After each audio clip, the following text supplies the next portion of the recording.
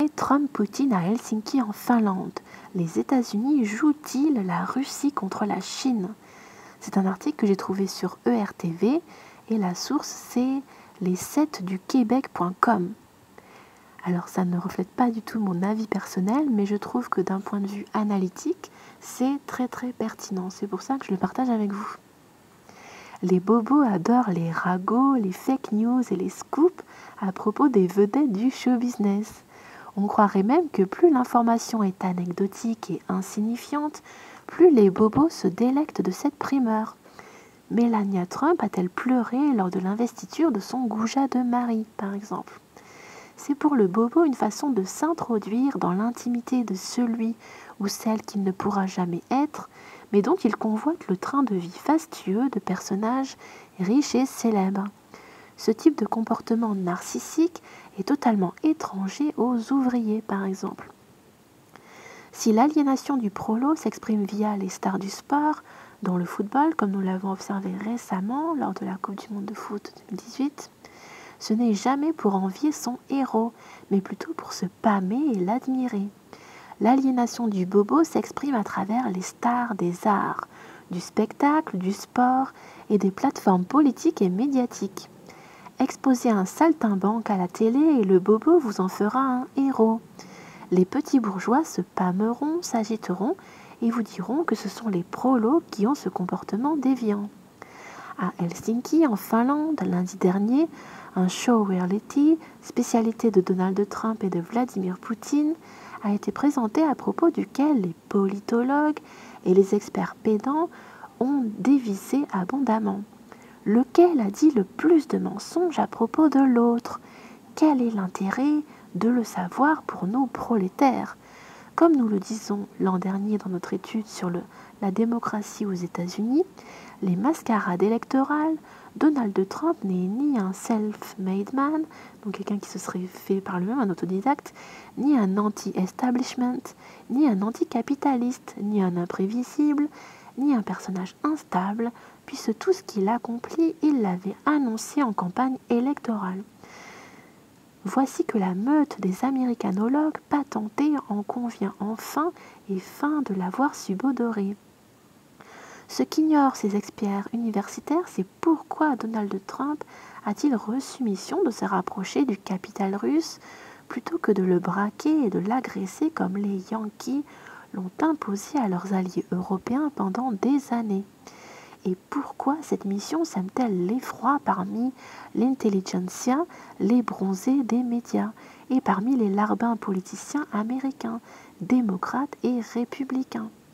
En effet, c'est tout un virage géostratégique qu'amorce le locataire de la Maison-Blanche, virage que nous avions annoncé l'an dernier et réaffirmé suite à la réunion catastrophique de l'OTAN.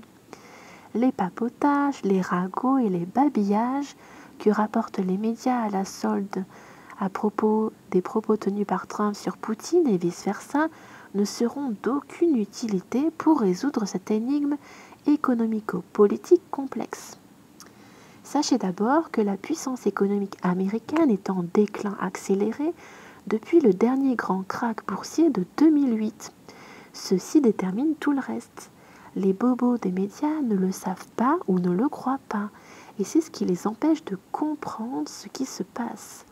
Sachez aussi que la Russie, malgré des immenses ressources naturelles, n'est pas qualifiée industriellement et financièrement pour prétendre au sommet du podium.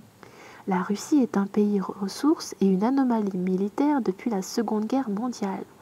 Par définition, la Russie est donc un allié convoité, mais pas un chef de cordée chargé de labelliser et de distribuer la plus-value entre les alliés affamés. Seule la Chine a présentement la stature pour prétendre au titre de calife à la place du calife. Mais la Chine manque de ressources naturelles et d'énergie pour faire tourner l'atelier de la planète. La Russie, son allié circonstanciel, possède ces atouts que l'immense Chine ne possède pas. Le grand capital américain sait tout cela. Les autres clans de capitalistes occidentaux n'ont pas l'envergure pour manager dans ces prés. Donc pour faire les chefs. La faction du grand capital américain qui a propulsé Donald Trump au bureau ovale a décidé de brasser les cartes et de redéfinir l'échiquier politique mondial en s'alliant à la Russie, la séparant ainsi de la Chine, son véritable adversaire international.